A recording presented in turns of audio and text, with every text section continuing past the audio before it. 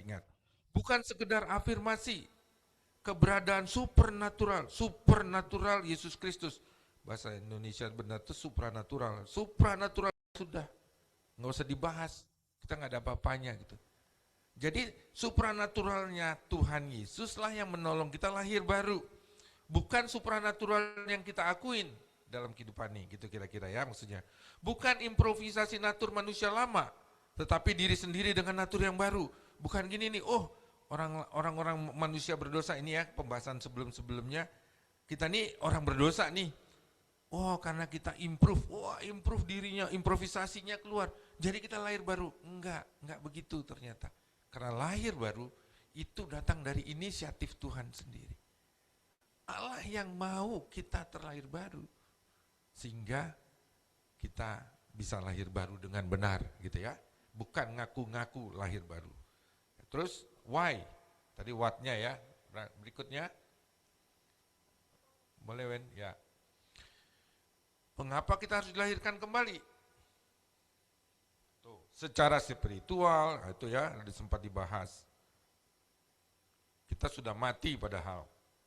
Di situ dibahas waktu awal-awal. Kita adalah budak dosa dan setan. Waduh.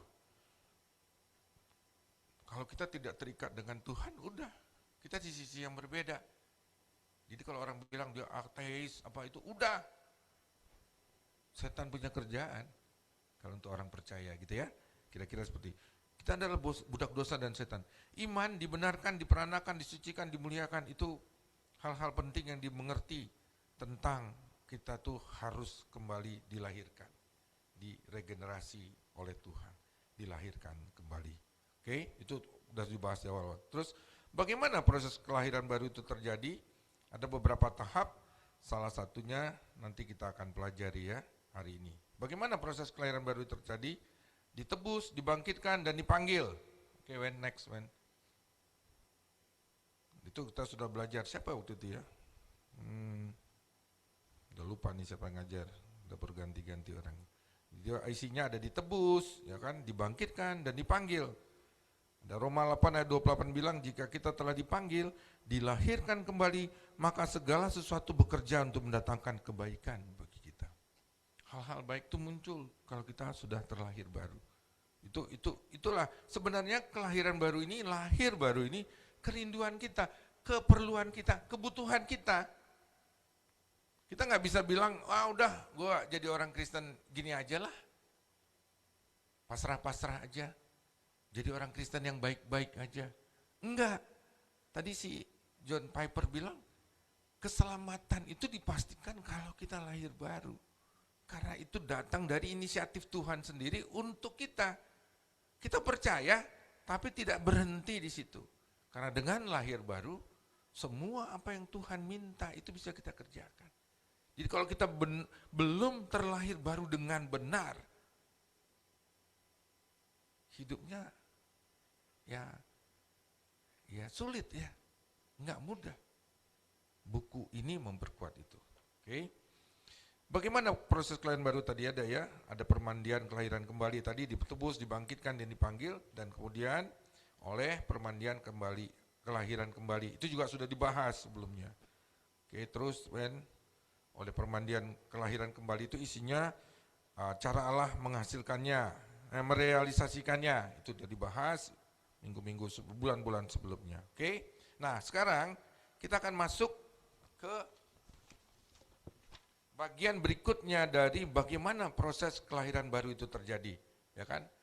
Tadi ini ditebus, dibangkit. Ini yang pertama, bagaimana proses kelahiran baru itu terjadi. Terus, Wen. Nah, ini bagian dari ditebus, dibangkitkan, dan dipanggil. Terus, Wen. Kemudian yang berikutnya, oleh permandian kembali, itu yang kedua. Oke. Kemudian masuk yang ketiga. Lanjut, Wen. Ini sudah dibahas sebelum-sebelum. Nah, ya. Kita masuk ke true faith in Jesus Christ. Apa dibilang? Bagaimana proses kelahiran baru itu? Melalui iman di dalam Yesus Kristus. Oke, kita baca ayatnya dulu. Kita berapa jam nih ya? 20 menit ya. Oke. Boleh baca 1 Petrus 1 ayat 13 sampai 25? Atau aku aja yang baca ya? biar ini ya, biar semua dengar. Oke, 1 Petrus 1 ayat 13 sampai 25. Ambil dari TB2 ya. Jadi kalimatnya tadi kemarin tuh aku lihat berbeda sedikit kalimat-kalimat. Lebih mudah dimengerti di TB2. Oke. 1 Petrus 1 ayat 13 sampai 25 bilang begini, kekudusan dan kasih persaudaraan. Itu judul perikopnya. Sebab itu siapkanlah akal budimu, waspadalah dan berharaplah sepenuhnya pada anugerah yang akan diberikan kepadamu pada saat Yesus Kristus menyatakan diri. Hiduplah sebagai anak-anak yang taat dan jangan turuti hawa nafsu yang menguasai kamu pada waktu kebodohanmu. Tetapi hendaklah kamu menjadi kudus di dalam seluruh hidupmu, sama seperti Dia yang kudus yang telah memanggil kamu. Sebab ada tertulis, hendaklah kamu kudus, sebab aku kudus. TB2 ya, oke. Jika kamu menyebut Dia Bapa, yaitu Dia yang tanpa memandang muka menghakimi semua orang menurut perbuatannya, hendaklah kamu hidup dalam ketakutan selama kamu menumpang di dunia ini. Sebab kamu tahu bahwa kamu telah ditebus dari cara hidupmu yang sia-sia, yang kamu warisi dari nenek moyangmu, itu bukan dengan barang yang fana, bukan pula dengan perak atau emas, melainkan dengan darah yang mahal, yaitu darah Kristus, yang sama seperti darah anak domba yang tak bernoda dan tak bercacat. Ia telah dipilih sebelum dunia dijadikan, tetapi baru dinyatakan pada zaman akhir demi kamu. Melalui Dialah kamu percaya kepada Allah yang telah membangkitkan Dia dari antara orang mati dan memuliakannya, sehingga imanmu dan pengharapanmu tertuju kepada Allah. Karena kamu telah menyucikan dirimu dalam ketaatan kepada kebenaran, sehingga kamu dapat mengamalkan kasih persaudaraan yang tulus ikhlas, hendaklah kamu bersungguh-sungguh saling mengasihi dengan segenap hatimu. Karena kamu telah dilahirkan kembali bukan dari benih yang fana, tetapi dari benih yang tidak fana, melalui firman Allah yang hidup dan yang kekal. Sebab semua yang hidup bagaikan rumput, dan segala kemuliaannya seperti bunga rumput. Rumput menjadi kering dan bunga gugur, tetapi firman Tuhan tetap untuk selama-lamanya. Firman inilah Injil yang diberitakan kepada kamu. Demikian firman Tuhan. Biarlah firman ini terus hidup dalam kehidupan kita hari lepas hari, dan menguatkan kita melangkah terus dalam pertolongan Tuhan Roh Kudus. Teman-teman, poin berikut yang paling mau diingatkan adalah proses kelahiran baru itu terjadi melalui iman di dalam Yesus Kristus. Ya. Kita tidak mungkin terlahir baru kalau tidak punya iman kepada Yesus Kristus. Itu ya teman-teman yang di rumah juga.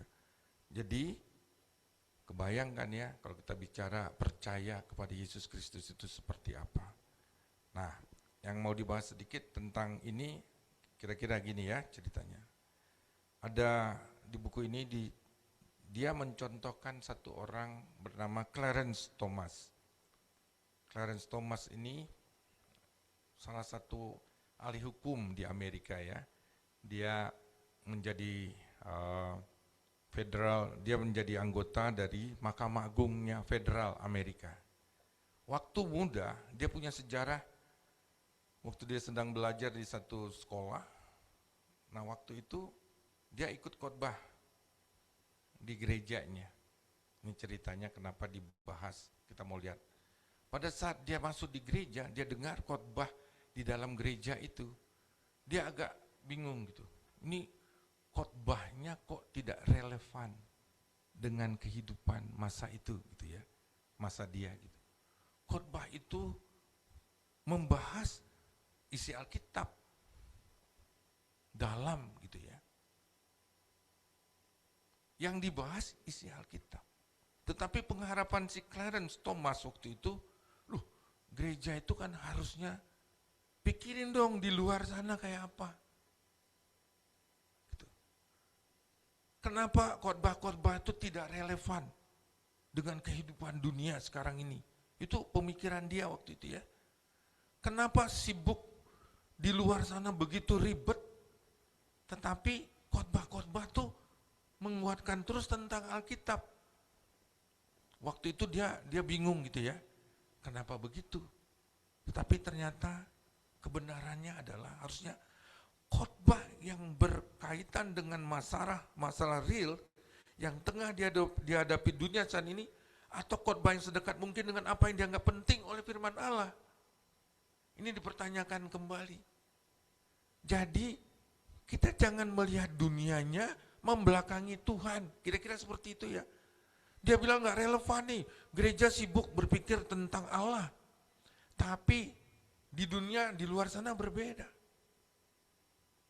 Berbahayanya pemahaman-pemahaman seperti itu sekarang adalah orang lebih mementingkan kehidupan di luar sana daripada kita mendengar apa yang Allah mau ajarkan kepada kita. Itu kira-kira maksudnya ya.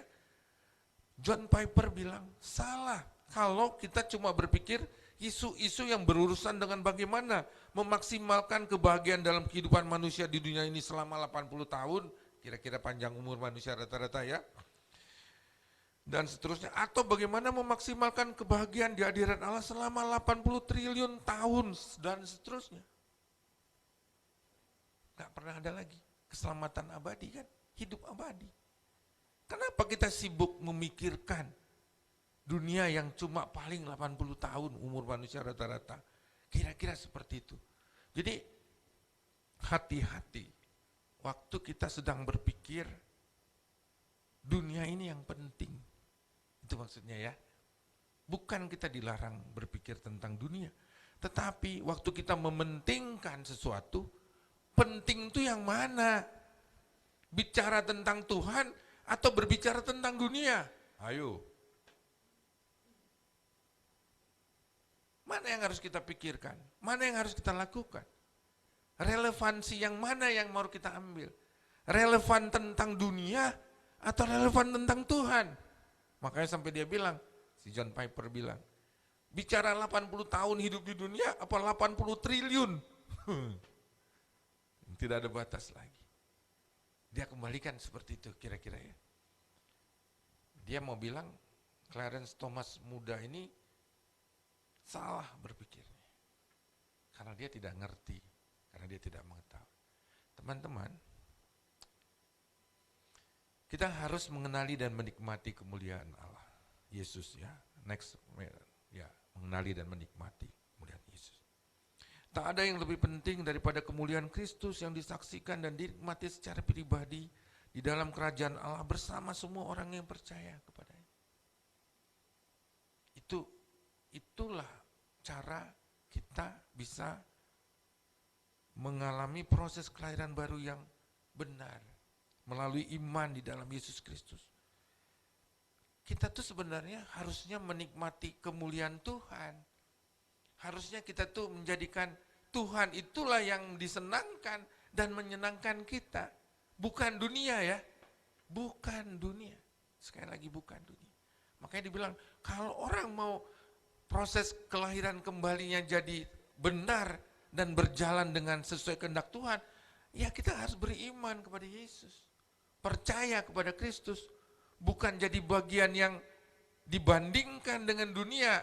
Seperti Clarence Thomas tadi ya, dia kan membandingkan, nih khotbah tentang Alkitab terus, di dunia sana ribet. Loh kok kita sedang berbicara tentang kemuliaan Tuhan, kenapa kita bandingkan dengan keributan dunia? Itu yang John Piper bilang, pengajarannya seperti itu. Kita harusnya mengenali dan menikmati kemuliaan Yesus. Bagaimana hidup kita sekarang? Kita menikmati enggak hubungan kita dengan Tuhan? Ya. Kemudian dengan demikian keterlibatan kita dalam kelahiran baru itu seperti apa? Kalau kita tadi sudah bisa menikmati hubungan kita dengan Tuhan, bagaimana keterlibatan kita nih dalam kelahiran baru itu? Dengan mengaplikasikan iman kepada Yesus tadi ya, yang bangkit sebagai juru selamat dan Tuhan dan harta tertinggi dalam hidup kita. Kalau kita mau terlibat penuh dan benar kelahiran barunya, Ya, kita benar-benar percaya kepada Tuhan. Benar-benar percaya kepada Tuhan Roh Kudus. Nggak bisa lagi main-main gitu. Kemarin saya ketemu dengan murid saya di PLPR 35. Saya coba jelaskan gitu ya. Godaan hidup sekarang ini di dunia luar sana tuh kan menikmati dunia gitu ya. Manusia sekarang tuh mudah nih menikmati dunia. Mudah banget. Akibatnya apa? Orang tuh makin jauh dari Tuhan. Saya bilang, Dame, kamu masih muda. Umurnya baru 25. Kayak Alan, beda-beda tipis. Beda-beda tipis gitu ya, Bang Alan berulang tahun kan. Beda sehari 2 hari lah gitu. Iya, udah ya.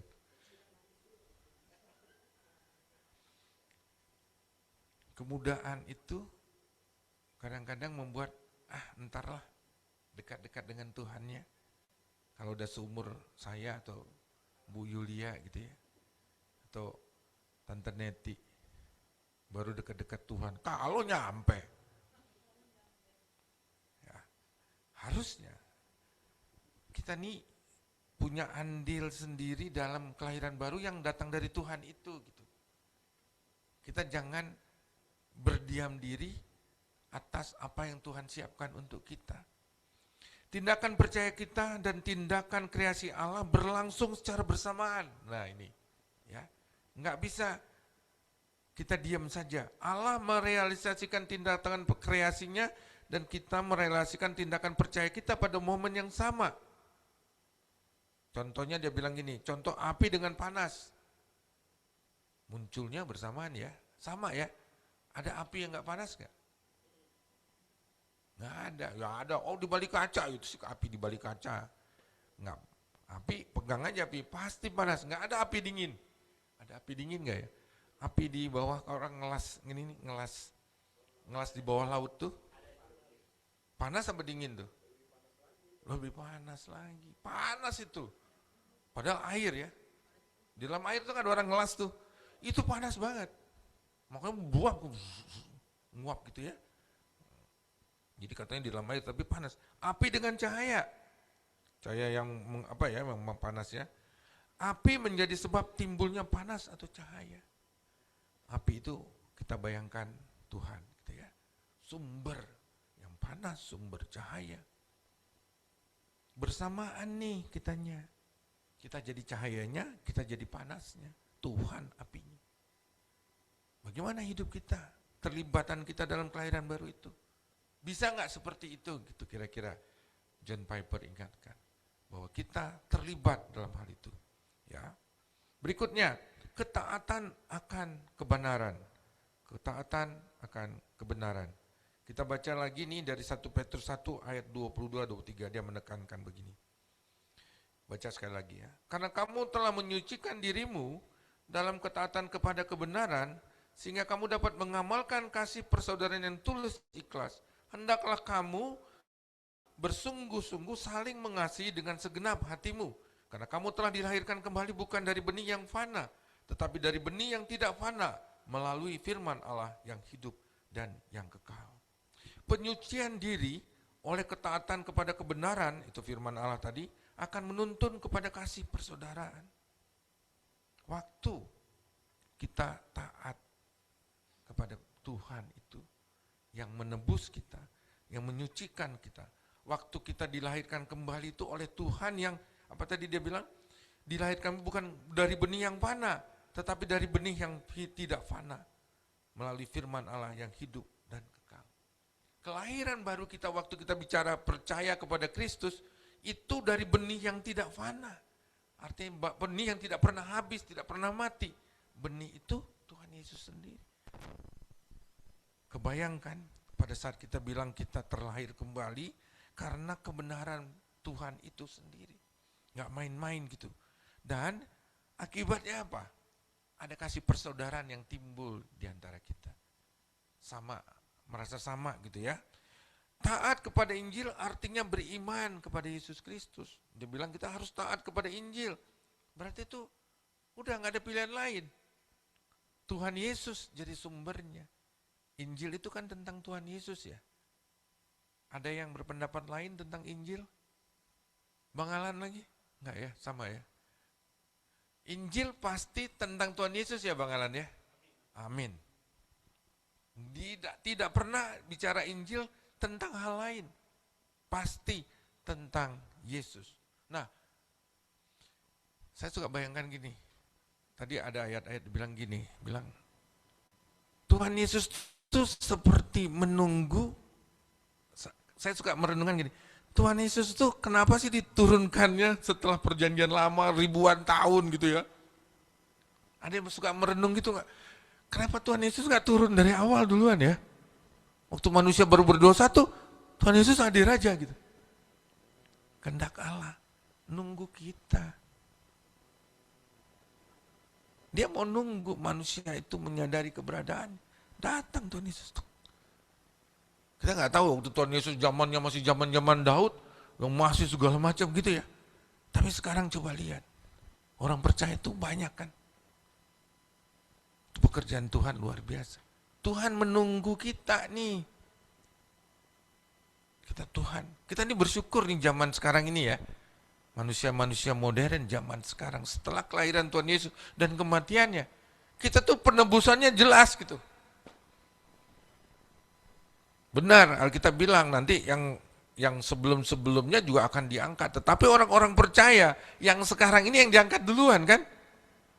Itu Alkitab bicara begitu. Nanti orang zaman-zaman rohnya Daud tuh baru nanti nyusul. Kita duluan nih. Kalau direnung-renungkan ya, setelah kematian Tuhan Yesus di kayu salib menebus kita langsung. Kita didulukan waktu dibangkitkan ya. Percaya kepada kebenaran itu. Jadi tidak taat kepada firman atau tidak percaya kepada Yesus itu berarti tidak taat kepada Injil atau tidak percaya. Kita bilang kita nggak yakin dengan Injil, artinya kita tidak percaya kepada kebenaran yang Tuhan sudah turun. Tidak akan terjadi kelahiran baru. Tidak benar kelahiran baru. Maka tadi di awal saya bilang, kelahiran baru itu datang inisiatifnya dari Tuhan. Hampir saya sedang coba merenungkan gitu ya. Semua inisiatif tentang keselamatan kekal itu datang dari Tuhan. Termasuk kedatangan Tuhan Yesus. Ntar lagi kita rayain ya. Sebagai simbol gitu. Bahwa dia datang untuk menyelamatkan kita. Dan menyelamatkan kita dengan sempurna. Sehingga kelahiran baru itu harusnya melekat dengan Kristus itu sendiri. Beriman merealisasikan kelahiran baru. Kelahiran baru melibatkan iman percaya kita di dalam Injil Yesus Kristus. Sudah, tidak ada pilihan lain. Kita harus percaya itu. Kerjakan saja sepanjang hidup kita. Dengan beriman kita sedang merealisasikan kelahiran baru. Kita sedang menghidupi hidup baru kita. Waktu kelahiran barunya kita jalani gitu ya. Tuhan ambil inisiatif, dia kuatkan kita. Kemudian kita tetap mengaku, kita bilang Tuhan kuasai hidup saya gitu ya. Terlahir barulah kita. Kita mengaku bahwa Tuhan Yesus menguasai tahta kehidupan kita. Itu bisa kita sebut titik kelahiran baru kita. Setelah itu kita harus iman kepada Tuhan ya. Salah satu caranya kita beriman kepada. Sehingga dengan kita percaya kepada Tuhan itu terrealisasilah kelahiran baru kita. Real gitu. Nggak omong-omong aja. Karena sumber kelahiran barunya sudah benar. Tindakan mengaku Tuhan Yesus sebagai Tuhan dan Juru Selamat itu sebagai titik kita mengaku kelahiran baru itu sudah benar. Tinggal realisasinya. Kita sedang menghidupi hidup baru kita. Itu kira-kira ya. Jadi waktu kita bilang kita lahir baru karena iman kepada Kristus, berikutnya adalah bagian lahir baru. Berikutnya adalah hidup baru kita yang sedang kita jalani. Hidup lamanya sudah ditinggalkan. Berikutnya, tindakan kreasi Allah menjadi sebab tindakan percaya kita. Nah ini dia ya.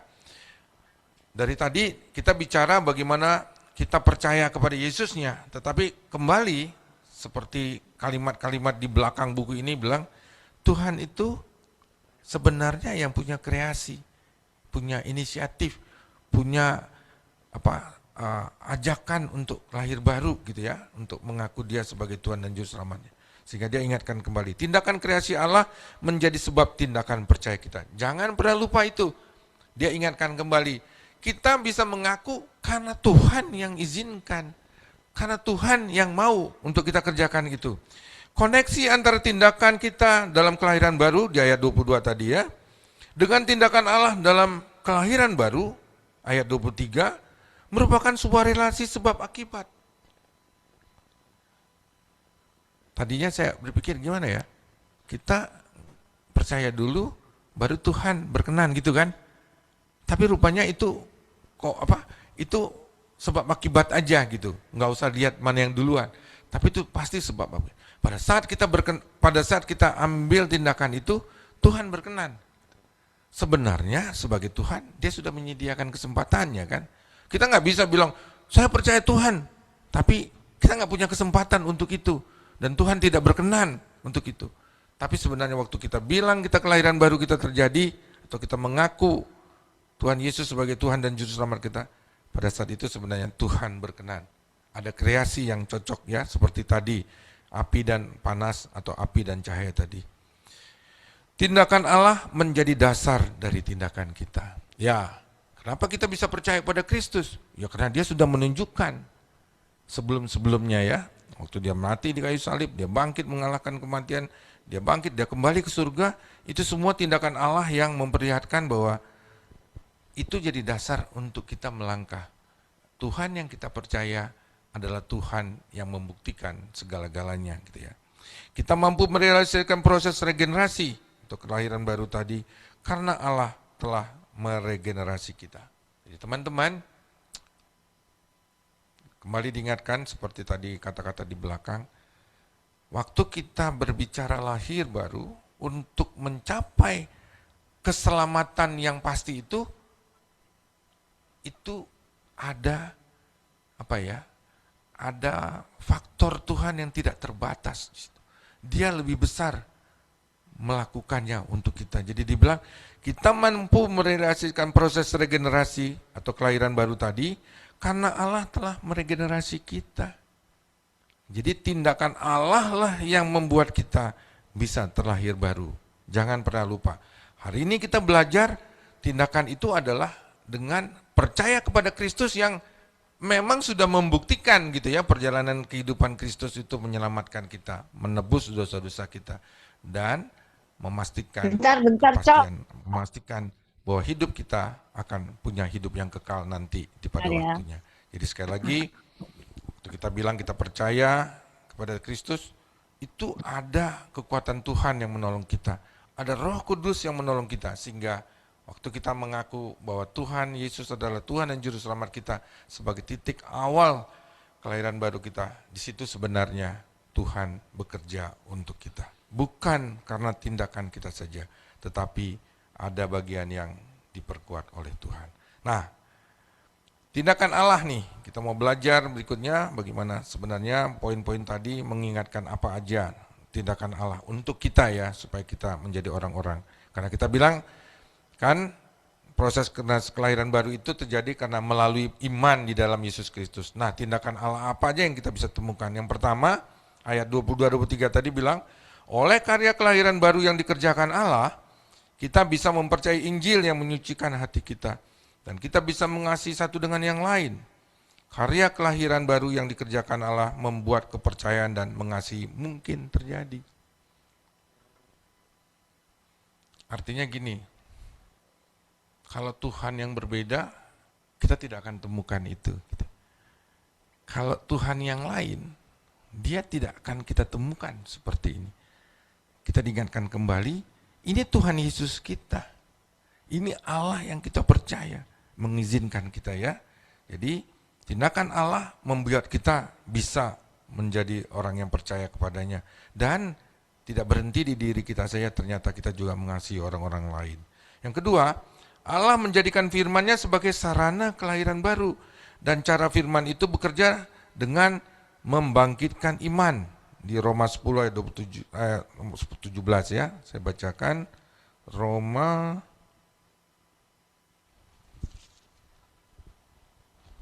10 ayat 17.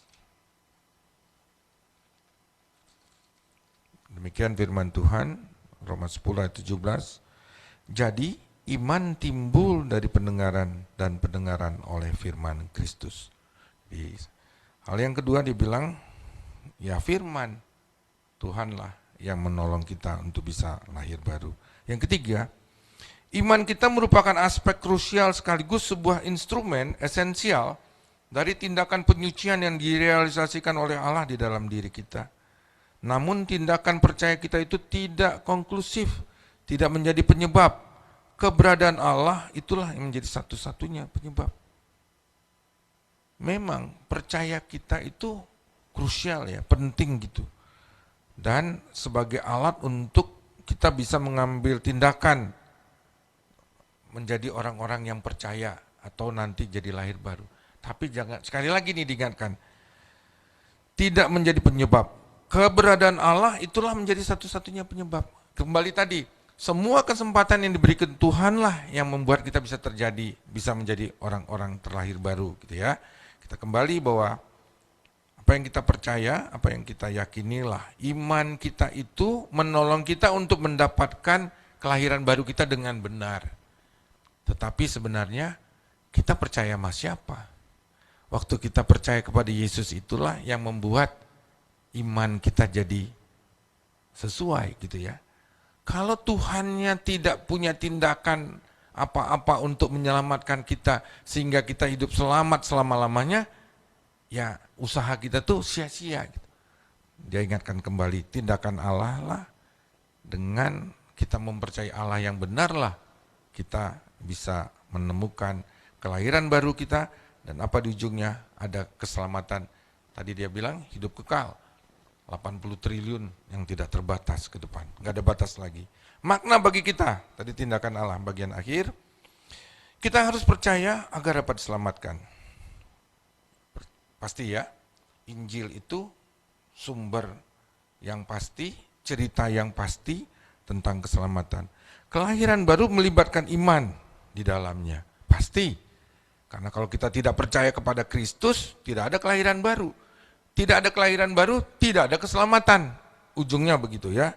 Kelahiran baru sama dengan kelahiran iman. Jadi waktu kita bilang kita lahir baru, artinya iman kita semakin dekat dengan Tuhan. Kita percayanya semakin sungguh-sungguh.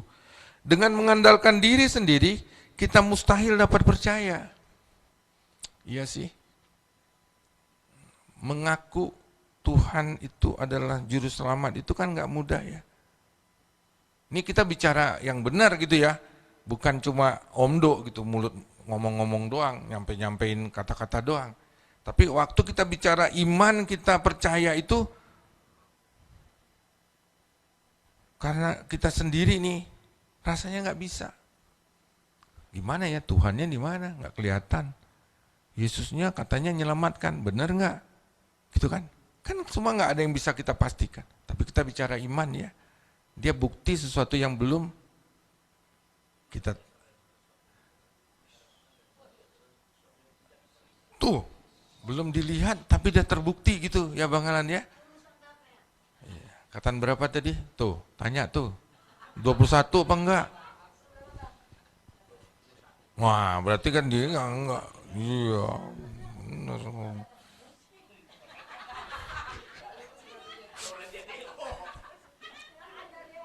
Lanjut. Yang ketiga, Allah yang limpah akan rahmat dan kasih yang besar dan anugerah yang berdaulat merupakan sebab utama iman kita. Luar biasa ya. Allah yang berkuasa itu menyediakannya tuh tidak terbatas untuk kita. Allah yang berlimpah rahmat dan kasih itu menyediakannya untuk kita. Dan Tuhan itu yang kita percaya. Asik banget loh. Kalau kita ingat-ingat ya, kita jadi orang Kristen nih asik banget gitu. Tuhan kita tuh Tuhan yang penuh janji yang benar gitu. Bukan Tuhan yang sulit dijangkau, Tuhan yang sulit dimengerti. Enggak loh. Kita percaya sama Dia. Mudah nggak kita diselamatkan, lahir baru? Hidupnya 80 triliun, nggak ada batas lagi. 80 triliun tahun, siapa yang mau ngitung ya? Udah nggak terhitung waktunya. Buah dari hati yang telah dilahirkan kembali adalah kasih. Semua masalah di dunia ini tersentuh oleh kelahiran baru. Saya coba merenung ini gitu ya. Tadi kan si Clarence Thomas tuh dia bilang dia pusing. Kok nggak relevan nih khotbah-khotbah di dalam gereja. Tidak relevan dengan dunia yang ada di luar dengan segala keributannya. Ternyata kalau kita cuma berpikir tentang dunia yang rumit di luar itu tanpa referensi Tuhan, selesai nggak masalahnya? Ora selesai. Kita yang selesai, N kitanya. Nggak punya apa-apa, malah makin ribet kan? Coba aja kita terjun di dunia yang ribet tanpa pertolongan Tuhan, tanpa percaya Tuhan, tanpa dikuatkan Tuhan, tanpa iman kita tuh kokoh dengan Tuhan, goyah kita. Jadi benar si John Piper jelaskan, relevannya tuh adalah yang benar adalah Tuhan dulu, baru yang lain gitu. Buah dari hati yang telah dilahirkan kembali adalah kasih. Semua masalah di dunia ini tersentuh oleh kelahiran baru. Artinya waktu kita bilang kita percaya kepada Tuhan, iman kita kepada Tuhan, Yesus Juru Selamat, kemudian kita lahir baru karena pertolongan atau kreasi Tuhan tadi, ya udah, dunia ini juga akan diselamatkan untuk itu. Ya, kata-kata baiknya di bagian akhir adalah, rendahkanlah diri di bawah kasih karunia Allah, berilah diri dimerdekakan dari hukuman kekal. Hukuman kekal itu kemana sih? Neraka.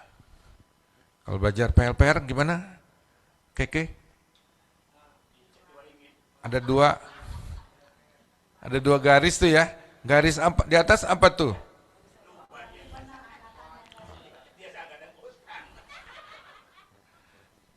Oke.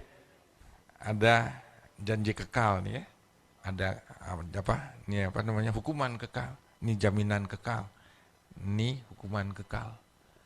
Kalau kita jatuh ke bawah itu tidak percaya untuk balik ke jalurnya, hukuman kekalnya terjadi. Berilah diri dimerdekakan dari hukuman kekal. Tolonglah orang yang belum percaya untuk melihat koneksi antara kebenaran dan kasih. Ya, kalau kita sudah mampu karena Tuhan memampukan kita, ya kita punya tugas berbagi kepada orang lagi. Antara kuasa regenerasi Injil dan kuasa pembebasan Injil. Waktu kita dilahirkan baru oleh Injil, kita juga mampu membawakan Injil itu untuk membebaskan orang-orang lain. Ya, kita teman-teman sebagian besar sudah berlatih untuk itu. Jadi tugas kita, John Piper sudah mengingatkan kembali melalui bukunya di Finally Alive ini, dalam sekali pemahaman dia untuk menceritakan bagaimana sebenarnya lahir baru itu. Dan itu biarlah itu menjadi kekuatan bagi kita.